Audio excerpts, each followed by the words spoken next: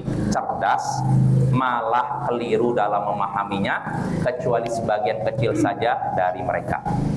Nah, ini muqaddimah dari Syekh. Jadi ada 6 prinsip ya. Apa saja 6 prinsip itu? Nah, Syekh menyebutkan yang pertama, al-aslul awwal. Prinsip pertama, kata Syekh Muhammad bin Abdul Wahhab, ikhlasul dini lillahi ta'ala wahdah la syarikalah wa bayanu dhiddihi alladhi wa syirku billah. Prinsip pertama yang sudah Allah jelaskan dengan begitu gamblang dalam Al-Quran, yaitu memurnikan agama hanya untuk Allah semata, tidak ada sekutu baginya, dan juga menjelaskan lawannya, yaitu syirik, menyekutukan Allah.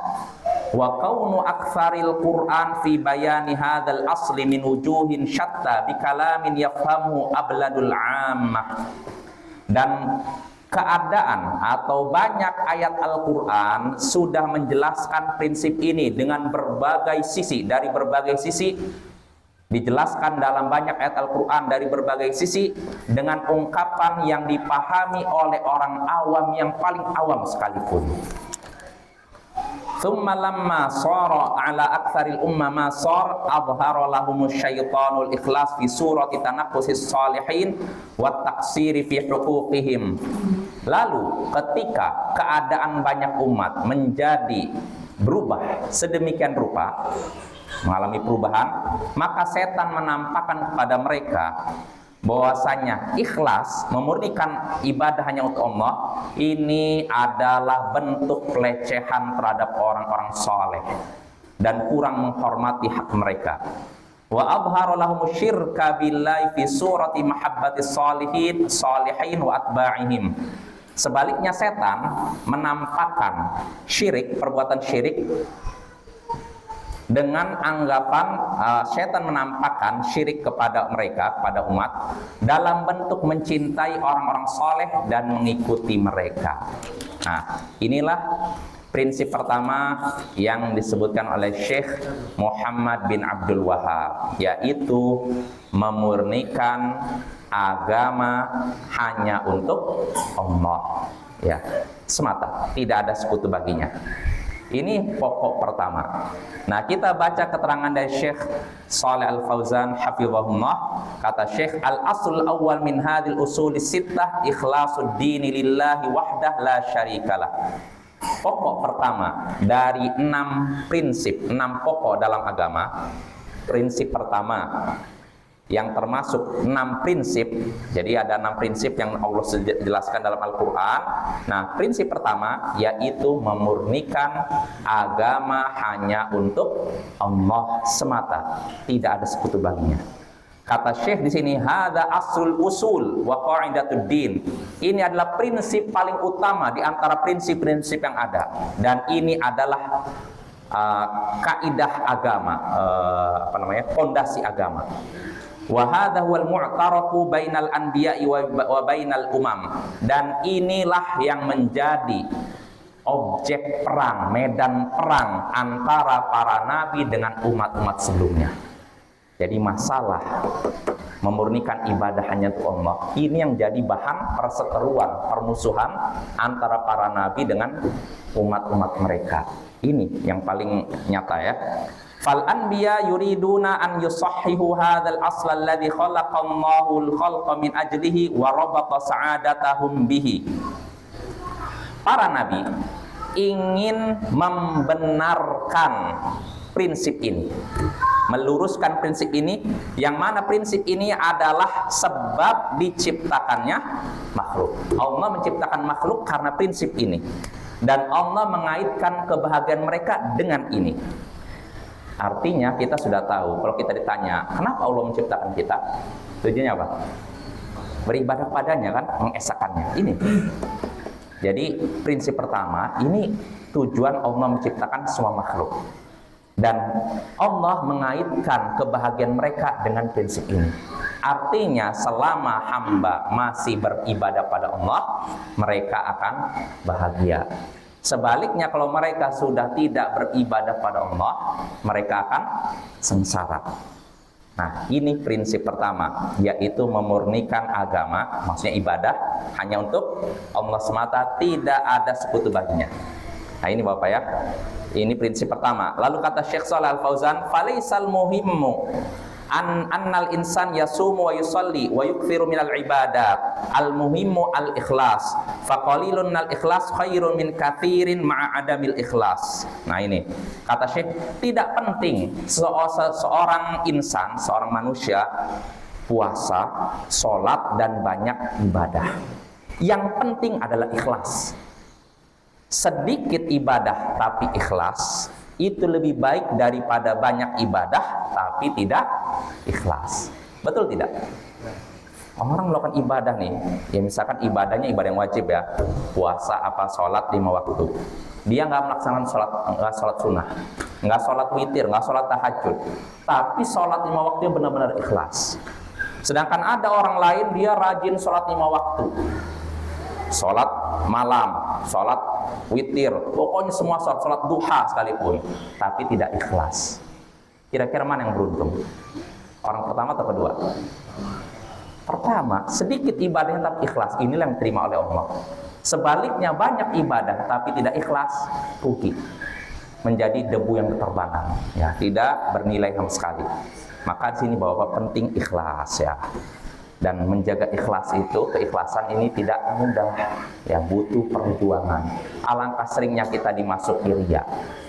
Kita lagi udah benar-benar ibadah nih, ikhlas, udah merasakan ketenangan, tiba-tiba dibatalkan dengan share kita ke medsos.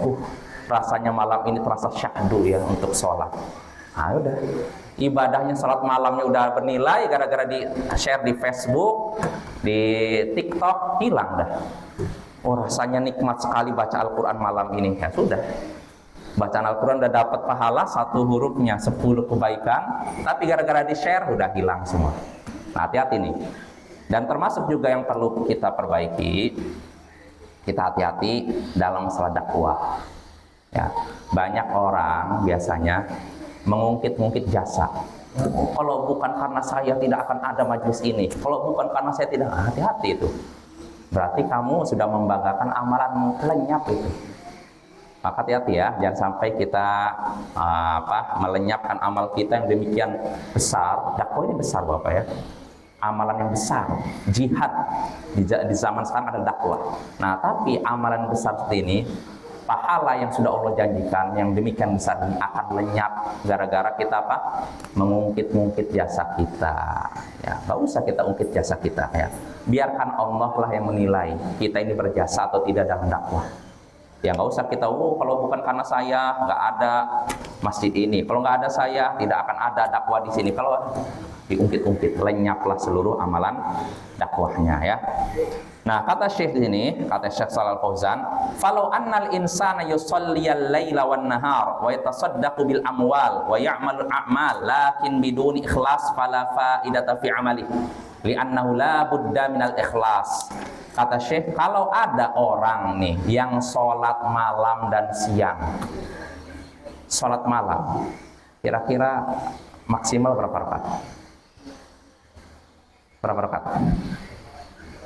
Tidak ada batas. Tidak ada batas. Kalau witir ya 11. Kalau sholat malam tidak ada batas. Anggap ada orang sholatnya 1000 rakaat. Ini kalau ada ya. Siang hari 500 rakaat.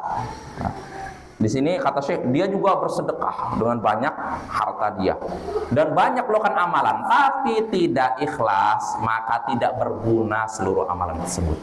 Rugi, sudah capek-capek beramal, gak dapat pahala apa-apa, malah dapat dosa. Bukan dosa kecil, malah dosa besar. Karena riya, Bapak, ini syirik kecil. Beramal karena ingin dilihat, dipuji, ini syirik kecil. Dan ketika dikatakan syirik kecil, bukan berarti dosanya kecil. Artinya apa? Ketika seorang riya, dia sudah melakukan dosa yang lebih besar daripada zina. Dia sudah melakukan dosa yang lebih besar daripada durhaka kepada orang tua. Karena syirik, dosa paling besar di antara dosa-dosa besar. Nah ini hati-hati nih. Kadang kita ngerasa pede, mana mungkin saya terjatuh dalam syirik. Kata siapa? Kalau syirik besar bisa jadi. Kita udah ngaji, udah belajar kitab tauhid, ushul tsalatsah, nggak akan sujud kepada kuburan, nggak akan sujud kepada patung. Iya betul. Tapi riya, kita aman dari riya? Tidak. Kita aman dari ujub, membanggakan amalan kita. Ya banyak kita kadang terjatuh pada riya, ujub tanpa kita sadari. Nah maka kata Syekh, nggak ada faidahnya banyak beramal tapi tidak ikhlas. Mesti ikhlas. Dan ikhlas maknanya apa? Kata Syekh, wal ikhlasu ma'nahu tarku syirk wa ifradullahi jalla wa ala bil ibadah. Dan yang namanya ikhlas, kata Syekh, maknanya yaitu meninggalkan syirik dan mengesahkan Allah dengan dalam hal ibadah. Ini inti dari ikhlas. Wala ahada yastahiqul ibadata mahma balagha minal kamali wa minal fadli illallah. Tidak ada satupun yang berhak mendapatkan ibadah. Tidak ada satupun yang berhak mendapatkan ibadah, bagaimanapun kemuliaannya, bagaimanapun kesempurnaannya, bagaimanapun baiknya, kecuali Allah. Artinya kalau ada orang yang paling mulia, siapa orang yang paling mulia? Nabi kita kan, para rasul. Nah, walaupun para rasul amalnya sangat hebat, tetap saja tidak berhak disembah. Tidak boleh kita beribadah kepada rasul, tidak boleh kita berdoa kepada para nabi. Nah ini hanya kepada Allah. Kata Syekh, lal malaikatu al muqarrabun walal anbiya war rusul walal auliya was salihun, hadza huwal asl. Jadi siapapun tidak berhak mendapatkan ibadah, baik itu para malaikat yang didekatkan dengan Allah, atau para nabi dan rasul, dan juga para wali dan orang-orang saleh. Inilah asalnya, inilah prinsip dalam Islam, pokok agama dalam Islam. Wala yatahaqqaqu hadzal aslu illa bitarki syirk. Lalu kata Syekh, pokok ini, prinsip ini tidak bisa terwujud kecuali dengan meninggalkan syirik. Nah ini, jadi harus tinggalkan syirik secara total. Lalu kata Syekh, amma man yakhlitu bainal ibadati lillahi wa bainasyirki bighairi fahada amalu habit. Adapun orang yang mencampurkan antara ibadah kepada Allah dengan syirik, menyekutukan Allah, maka ini amalannya habit, lenyap, batal. Nah ini syirik, bahaya syirik nih, melenyapkan amalan kita yang sudah kita kumpulkan dengan susah payah. Lalu kata Syekh, wa ammal ladzi yukhlisu amalahu lillah faha lillahi azza wa jal fahadha huwas sa'id walau kana amalu qalila. Adapun orang yang ikhlas memurnikan amalnya untuk Allah, dialah orang yang bahagia walaupun amalnya sedikit. Nah ini Bapak, yang diperhatikan kualitas, bukan kuantitas. Ya, ini serupa dengan ucapan yang masyhur dari Ibnu Mas'ud, al-iqtisadu fis sunnati khairun minajtihadin fil bid'ah. Sedikit dalam melakukan amalan sunnah yang sesuai dengan tuntunan Rasul, ini lebih baik daripada sungguh-sungguh dalam melakukan bid'ah. Kita melakukan amalan sesuai dengan sunnah petunjuk Rasul sedikit saja, ini lebih baik daripada kita banyak beramal tapi nggak ada contohnya dari Rasul. Nah ini sama seperti tadi Bapak ya. Jadi orang yang mau beramal sedikit tapi ikhlas jauh lebih baik, melebihi orang-orang yang banyak beramal tapi tidak ikhlas. Nah ini. Lalu kata Syekh, faqalilun minal amal ma'al ikhlas fihil khair wa fihin najat. Sedikit beramal tapi ikhlas, ini di dalamnya terkandung kebaikan dan terkandung keselamatan. Artinya kalau ada orang yang beramal nih, sedikit beramal tapi ikhlas, dia dapat kebaikan dan dia dapat keselamatan. Di mana keselamatannya? Dunia dan akhirat. Nah, lalu Syekh memberikan dalilnya, wa haditsul bitaqati la yakhfa. Hadis tentang bitaqah, kartu, tidak samar lagi. Bukan kartu ini ya, tapi kartu, penjelasannya kata Syekh ini, yaitu hadisnya dalam Sunan Tirmidzi ya, dan Ibnu Majah disebutkan oleh Syekh, rajulun yub'atsu yaumal qiyamah tu'radu alai a'maluhu maktubatan fi sijillatin kullu sijillun minha maddal basar mamlu'atan bis sayyi'at tud'u hadhihi sijillati fi kiffatin wa tud'u hadhil bitaqah allati fiha la ilaha illallah qalaha hadha rajulu min qalbihi bi ikhlasin wa yaqin wa imanin farajahat hadhil kalimatu bi jami'i sijillat wa tashat bi jami'i sijillat. Ya, kesimpulannya gini Bapak. Syekh menyebutkan dalil sedikit beramal lebih baik daripada apa? Sedikit beramal tapi ikhlas lebih baik daripada apa? Banyak beramal tapi tidak ikhlas. Dalilnya yaitu kisah bitaqah, kartu. Ya, maksudnya apa? Di hari kiamat nanti ada seorang yang ditampakkan kepadanya amal buruknya. Jadi amal buruknya ini tertulis dalam beberapa lembar. Syekh menyebutkan sini ditampakkan amalan dia tertulis dalam beberapa lembar. Setiap lembar panjangnya sejauh mata memandang. Dan isinya dosa semua. Bisa dibayangkan dia punya catatan amal nih berlembar-lembar. Satu lembarnya isinya sejauh mata memandang. Kita paling jauh memandang berapa kilometer? 1 kilometer ada nggak? Menurut penelitian bagaimana? Ada yang tahu? Nggak sampai ya? Ada ya? 1 kilometer. 1 kilometer ini lembaran catatan amalnya isinya dosa semua. Ini satu lembar. Sedangkan yang dicatat berlembar-lembar. Satu lembarnya dosa sejauh 1 kilometer. Ini berlembar-lembar. Nah, orang ini udah menyangka dirinya binasa. Nah, diletakkanlah lembaran catatan amalnya di timbangan. Kan timbangan ada daun timbangan 1, 2 kan, kiri kanan. Diletakkan sini. Lembar catatan amal dia. Yang isinya apa? Dosa, nggak ada kebaikan sama sekali. Lalu dikeluarkan satu lagi kartu amalan dia yang isinya la ilaha illallah. Tauhid kan? Ikhlas kan? Diletakkan di situ. Apa yang terjadi? Satu kartu bisa mengalahkan dosa yang demikian banyak. Sehingga apa? Disebutkan dalam hadis ketika ditimbang kartu yang isinya la ilaha illallah yang pernah diucapkan orang ini, kartu ini lebih berat daripada lembaran catatan amal dan ini terbang. Nah, ini menunjukkan keutamaan tauhid, ikhlas. Dan orang ini kata Syekh mengucapkan ini dalam keadaan ikhlas, yakin dan beriman. Artinya bukan cuma ngomong saja. Karena sekedar kalau mengucapkan la ilaha illallah, ya orang kafir pun bisa kan? Ya tidak. Ya apalagi orang zaman sekarang. Kadang kalau azan kan pakai mic keluar, dia sering dengar asyhadu alla ilaha illallah, dia bisa mengucapkan. Ya tidak. Nah, artinya yang dimaksud amal dia ucapan la ilaha illallah ini bukan sekedar diucapkan, tapi dia mengucapkannya dalam keadaan meyakininya, membenarkannya dan murni karena mengharapkan pahala dari Allah. Jadi kita bikin buat amal, bahkan berkah. Kalau ketika ini ada beliau, misal, terus kita baca Quran, bah.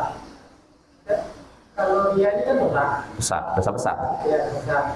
Terus apakah yang kita baca Al-Quran ini juga itu dosa? Ria, karena ria. Iya, maksudnya kan yang Al-Quran ini kita nggak ria. Oh, yang lenyap yang itu aja, yang apa sedekah saja. Iya. Ya, itu kalau ria ya Bapak ya. Tapi kalau selain ria, kita beribadah pada selain Allah, misalkan dengan apa? Memberikan doa kepada selain Allah, maka yang batal bukan doanya saja, semua ibadah kita. Nah, ini harus hati-hati ya. Ya, kalau ria cuma membatalkan amal yang dimasuki ria itu saja. Ini dengan syarat riaknya ria yang yasir, sedikit. Maksudnya apa? Misalkan seorang sholat, Allahu Akbar, lagi sholat, calonnya lewat, sehingga akhirnya ya Allahu Akbar, diperbagus dia.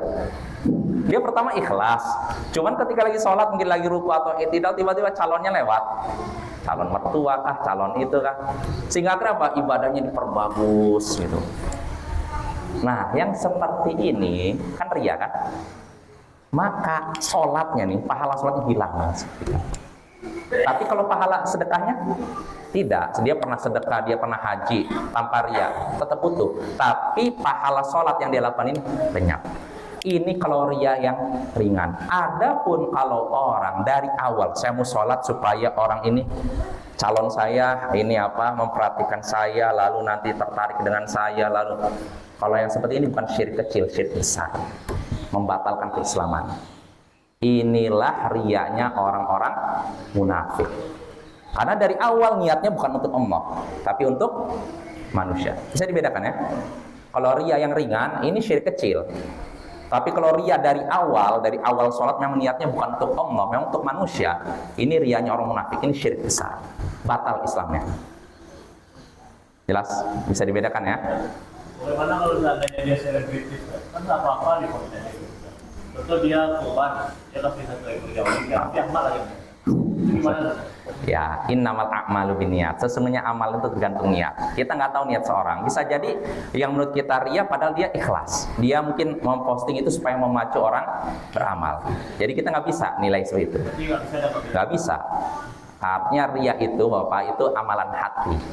Kita nggak bisa menilai seorang cuma lihat orang ini setiap beramal posting, enggak ya. Belum tentu setiap beramal dia di share ke medsos, belum tentu dia ria. Siapa tahu dia ketika beramal di share ke medsos tujuannya memotivasi. Dan itu sudah dipraktekkan oleh Nabi, praktekkan para ulama salafus saleh. Saya lupa dulu pernah bahas Sahih Bukhari, ada seorang perawi bagi-bagi zakat di tiang menara masjid. Oh, di tiang menara biar apa? Tujuannya apa? Biar terlihat oleh orang, oh dia bagi-bagi zakat. Nah, apakah ulama ini sengaja ria? Tidak, dia ingin memotivasi. Nah, itu boleh Bapak ya. Cuma tetap harus hati-hati. Karena orang pertama kali dia, oh saya share, saya lagi inilah, misalkan bagi-bagi sedekah, di share. Pertama niatnya ikhlas, tapi setan tidak tinggal diam. Bisa jadi pertama ikhlas, cuman dibisikkan, oh kamu ini Masya Allah, soleh sekali, dermawan sekali. Langsung timbul bisikan, sehingga akhirnya sudah lupa dengan niat awal. Akhirnya dia nge-share, akhirnya supaya di like, ya kan? Like, share, apa istilahnya itu? Subscribe. Ya itu kalau udah niatnya begitu, udah bukan ikhlas. Kalau niatnya like, share, subscribe, udah ikhlas.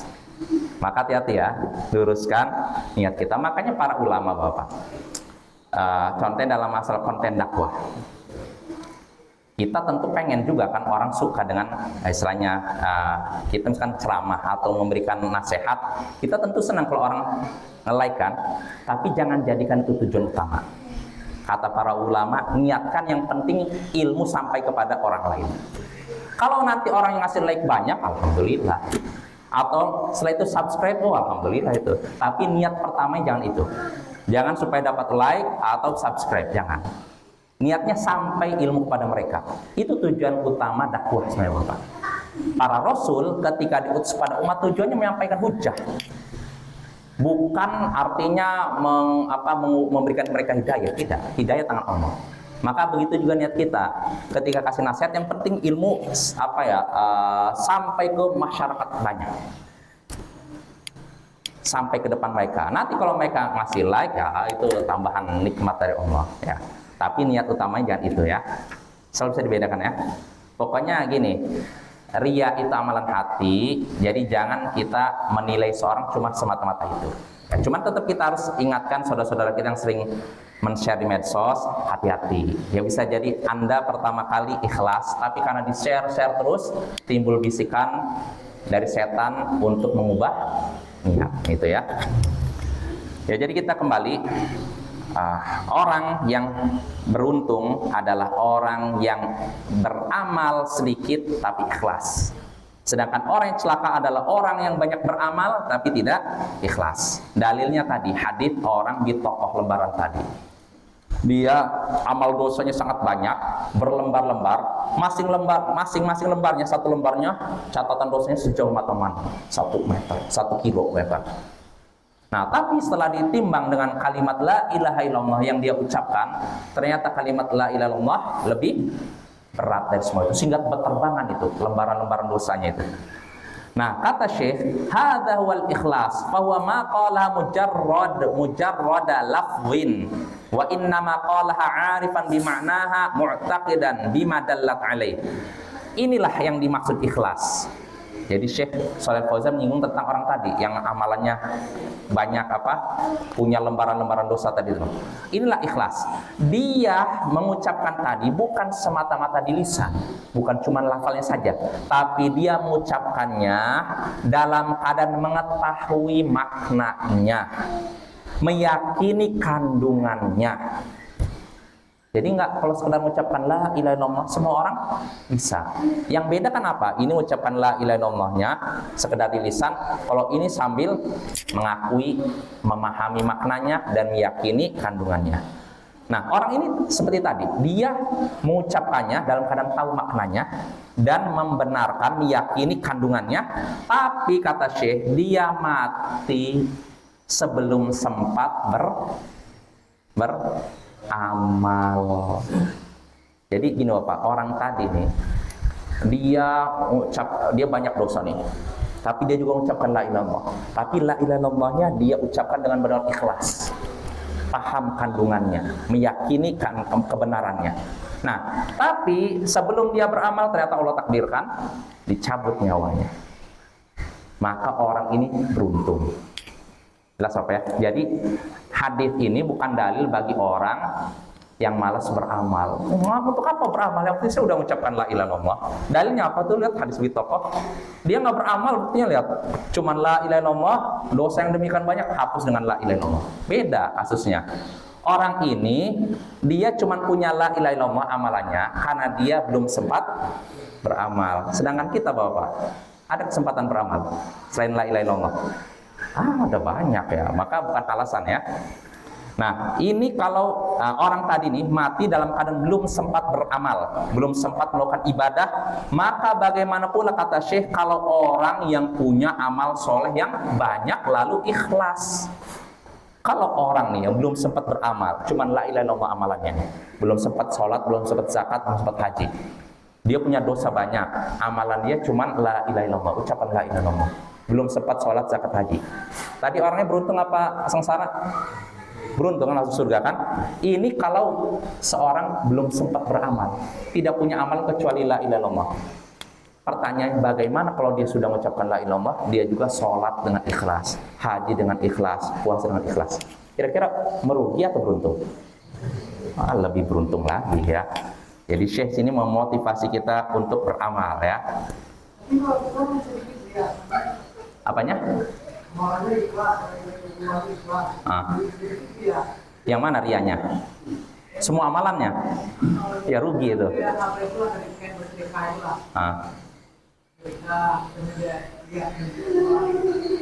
Ya, kalau misalkan seorang rianya sedekah saja, terhapuskan amalannya. Oh, maksudnya ini, apakah dengan itu diampuni dosa-dosanya gitu ya? Yang ada dalam hadis itu kalau tidak menyekutukan Allah sama sekali, termasuk syirik kecil. Maka dalam hadis riwayat Tirmidzi dari Anas bin Malik, Nabi sallallahu alaihi wasallam menyebutkan hadis qudsi Bapak ya, hadis yang masyhur yang mungkin pernah kita dengar. Allah berfirman, ya bani Adam, inna kalau ataitani bi qurabil ardi khataya, thumma laqitani la tusyriku bi syai'a, la ataituka bi qurabiha maghfirah. Wahai anak Adam, seandainya engkau datang kepadaku membawa dosa sepenuh bumi, dosa sampai memenuhi bumi, sedikit apa banyak? Banyak kan, dosa sepenuh bumi. Seandainya engkau datang kepadaku membawa dosa sepenuh bumi, lalu menemuiku dalam keadaan tidak menyekutukanku sedikit pun, maka aku pun akan mendatangimu dengan membawa ampunan sepenuh bumi pula. Nah, ini dengan syarat apa? Menemuiku dalam keadaan tidak menyekutukanku sedikit pun, tidak berbuat syirik. Syirik apa? Besar saja, besar dan kecil. Pertanyaan mudah tidak? Nah, ini nggak mudah Bapak ya. Mungkin syirik besar kita bisa tinggalkan. Oh, saya nggak mau sujud ke kuburan, saya nggak mau doa kepada Rasul, nggak mau. Tapi amalan kita kadang riya. Kadang kita membanggakan amalan kita. Kadang kita bergantungnya kepada gaji kita. terutama di akhir bulan. Udah was-was, nanti makan siapa ya dulu, gaji udah mulai menipis, kan kayak gitu kan. Itu tandanya tauhid kita lemah. Makanya mewujudkan tauhid dengan sempurna tidak semudah yang dibayangkan. Cuman ngomong lisan gampang tapi dalam prakteknya tidak mudah. Butuh apa? Perjuangan dan belajar dan belajar, ya. Iya, itu mempengaruhi tauhid juga. Berarti mudah nggak praktekkan tauhid dengan sempurna? Nggak mudah. Ya, insya Allah kita lanjut lagi pembahasan ini pada pertemuan berikutnya, ya. Subhanakallahumma bihamdik asyhadu an la ilaha illa anta astaghfiruka wa atubu ilaik. Assalamualaikum warahmatullahi wabarakatuh.